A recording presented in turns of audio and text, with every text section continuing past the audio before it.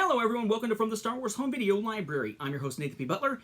This time we circle back to the UK to look at something that is interesting and the beginning of a series of these that we'll be looking at as they slowly trickle in over time. I'll say up front, this is something that has been only acquired into my collection for the most part, thanks to the great help of Julian Smith. Julian has really gone above and beyond recently to help me acquire some UK recent releases. 2 out of the 3 we're looking at in this case. The other 8 that go in this product line, plus, 33 different items that were released back on August 24th that are now winging their way to me through Parcel Force and FedEx. So my great thanks out there to Julian Smith. I really appreciate all his help, especially during recent months, but certainly during the entire time he's been providing and helping provide some items here for this show. I mean, it's been a matter of years, and he's always been a great, great guy as far as being able to get these things and help out over time. So, that being said, what are we looking at? We're looking at the beginning of a series of releases. You may recall that back when Rise of Skywalker and Skywalker Saga were released, the US got a series of Ultimate Collector's Editions that are neither Ultimate nor Collector's Editions of the original films, or at least the original films that had never gotten 4K releases before. So it's basically everything except for Rise of Skywalker, which already came out that day, Solo, and Last Jedi, with this black packaging that matched what we saw for Blu-ray and DVD releases back in September 2019, albeit in this case with the Disney Plus cuts, the McClunky edition, so to speak, whereas the previous releases from September 2019, those were all the previous Blu-ray cuts of the films from 2011, and so on and so on and so on. We talked about all this before. But these were new to the US and finally bringing the 4K films to us if we didn't want to pick up the Skywalker Saga box set, which is only available here at Best Buy as a 4K Blu-ray digital set. And of course, this is our one way in that particular product line to get Rogue One, which wasn't part of the Skywalker Saga set. So for us, it was kind of a big deal to get these when we got Rise of Skywalker and Skywalker Saga. And we saw other regions get similar things, like Australia, where we've also looked at how they got 4K Blu-ray packages around the same time, albeit alongside all their other black packaged ones all at the same time. Well, in the UK, they didn't get anything like that. Not in September 2019, not with their releases of Skywalker Saga and Rise of Skywalker either. In the UK, you could get the Skywalker Saga box set if you wanted the films all in 4K. You could have gotten basically a DVD set, you could have gotten a Blu-ray set, or you could have gotten the 4K/Blu-ray set.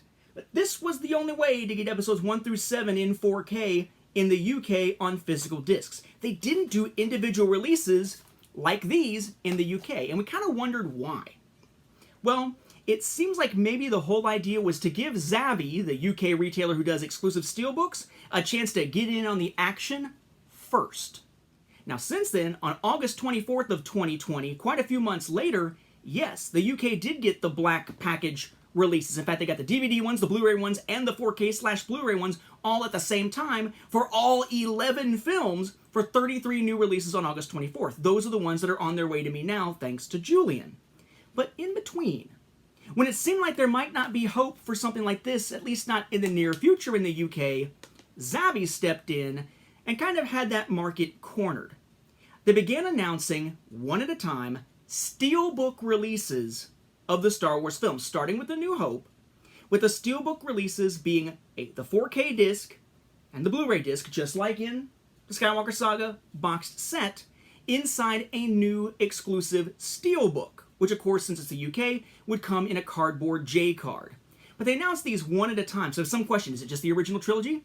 Is it going to be all the films that hadn't had 4K individual releases? Will it include the ones that did, like Last Jedi and Solo? How is this going to work? And what about Rogue One? Because remember, since the only way in the UK to get a 4K release of the films that hadn't gotten 4K releases yet was to get that box set, Rogue One did not get a 4K release at all until August 24th of 2020. Though one would be available from Zavvi that just hasn't shipped yet. But Rogue One was kind of left out, a little bit frustrating. So they start announcing them, and then they start releasing them, and the idea is that they're doing it one at a time, really kind of dragging this process out. But eventually, yes, it was clear they were doing this for all 11 films. What we want to look at this time is the original trilogy films. we start with A New Hope. It's in its J card. They've used poster art for the bulk of these. Okay. So it's in its J card, says 4K Ultra HD plus Blu-ray plus bonus disc. The ratings here, and then Star Wars A New Hope. This side of the J card, the ratings and the product number. This side of the J card, ratings, product number as well. The back, very similar to the layout for the American ones, but of course it does have to make room for the ratings and everything. So we've got Ultra HD, the ultimate movie watching experience, the tagline, info about the film, cast crew information here, relatively basic cast crew information, that is. 4K Ultra HD disc stats, Blu-ray stats, how to use a 4K disc and everything, all the different symbols and whatnot, like DTS HD and so forth, vital stats, more symbols like the Ultra HD Blu-ray symbol and so forth, Dolby Atmos and so on, plus ratings boxes, UPC, and legalese, all here on the back. That's a J card. The actual steelbook is actually very nice. Very slick looking. We have poster art there, essentially. Star Wars A New Hope. Notice no ratings all over the place because they're on the J card. Here's the spine. Lucasfilm Star Wars A New Hope. And at the bottom, teeny tiny 4K Ultra HD there. The back, a nice shot of C-3PO and R2-D2 that we've seen many, many times since 77, and possibly even before that, maybe in marketing.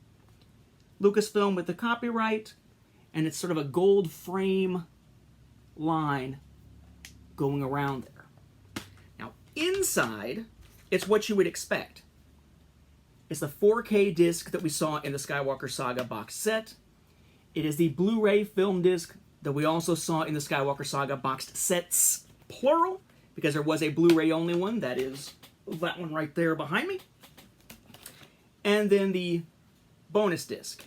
The interior art is Obi-Wan versus Vader.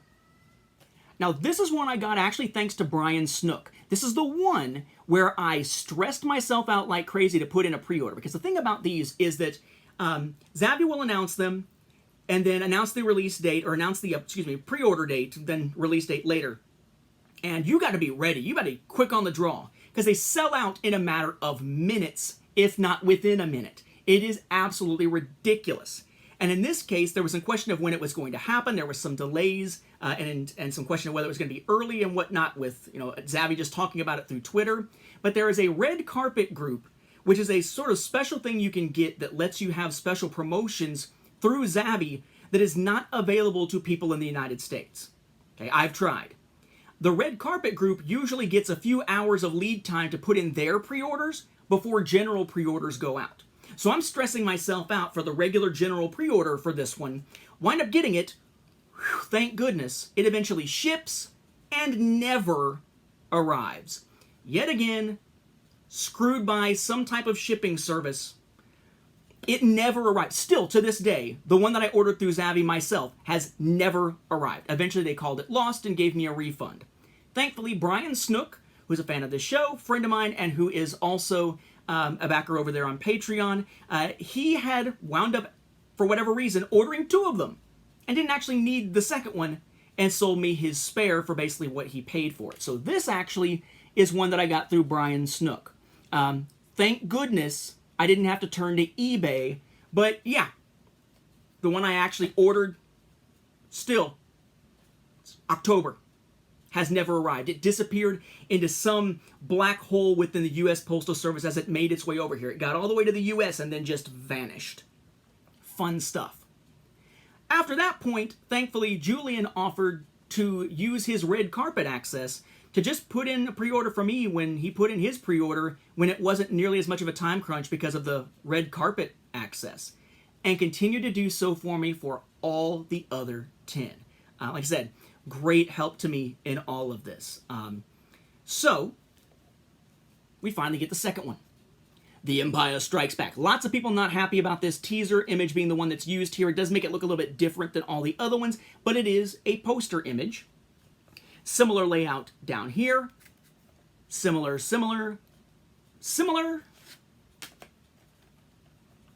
There you go there. Again, fronts and backs of these have the border. I only pointed out for the back last time, but front and back both have the border, right?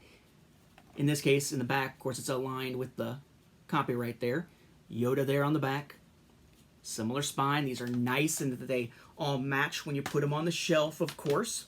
Disc-wise, Same as the ones that we've seen. There's the bonus disc. There's the film disc on Blu-ray. AT-AT walkers there. Don't see any chicken walkers in the background, so AT-ATs. Or AT-ATs. Now this one is a little bit more controversial, not just because of the cover there. It appears that in the shrink wrapping process, one of the machines was somehow screwy, so a lot of copies of The Empire Strikes Back got scratched. I don't think you can really see it well if I show it here. And it's very, very, very faint on this, to the point where it's almost non-existent. But just know that Zavvi took the interesting step of saying, you know what, enough of these were damaged by the machines, not through shipping, that we're going to send a replacement case to everyone. So in one of those future shipments, as Julian is sending me over stuff from these releases in the UK, we'll also be able to see how they sent that replacement. But it's basically just a replacement of the Steelbook. As far as I know, not anything on the inside. That'd be a little bit much. That brings us to the last of these, of course, Return of the Jedi. Right, again, poster image, which has been used in a lot of home video releases previously. So, you know, just like A New Hope, it's not a surprising image, one could say. At least not in the track record of the history of Star Wars on home video in general. Great looking Steelbook again. Luke's, kind of look there. Same kind of spine. Again, let's see if I can get these out more easily than the last one. We have 4K. We have Blu-ray bonus disc. We have Blu-ray film disc. And again, if you want to see details about the disc labels, see my videos on the many, many, many other releases. In this case, check out the ones for the Skywalker Saga box sets from the UK. And got C-3PO and R2-D2 walking towards Jabba's palace there on the inside. But there was definitely some thought that for the foreseeable future, something like this, the Steelbook exclusives from Zavvi, would be the only way to get your hands on 4K versions of the original trilogy, and perhaps the other films who had never gotten 4K versions outside of a Skywalker Saga big box set, like the Amazon exclusive one over here, and could be the only way we would wind up in the UK being able to get a 4K copy of Rogue One. Turns out that before most of them had even arrived, we had that surprise August 24th release of all the black cover versions, including regular versions of what wound up being inside the Steelbooks. But the Steelbooks in this case are still pretty special, because we're talking about an instance in which it's a series of 11 Steelbooks meant to match with all of the films in 4K, HD on Blu-ray, with their individual bonus discs. That is kind of a huge thing, and something that could only have happened once Rise of Skywalker was out. To have the full Skywalker Saga plus both anthology movies that, as far as we know, are the only anthology movies that are going to be made on disc in Steelbook form. Maybe this is the last hurrah for something like that. We don't know how long physical media is lasting, although it seems like it's outlasting some predictions, but we'll see. So in the future, he's going to be sending me over the prequels that we'll look at when they get here. I'll be sending over the sequel trilogy that we'll look at when they get here, and I'll be sending over Rogue One and Solo, which we'll look at then when they get here. I'm not sure if that'll be individually or together. Depends on how the release windows go. And like I said, the black package stuff from August of 2020 are winging their way to me now with their own saga of how much of a pain in the butt it was in some cases to actually get a hold of some of those new releases rather than being shipped old ones. But that's a story for another video. With that, we'll wrap up this episode. Thank you for watching, and may the Force be with the home video viewers.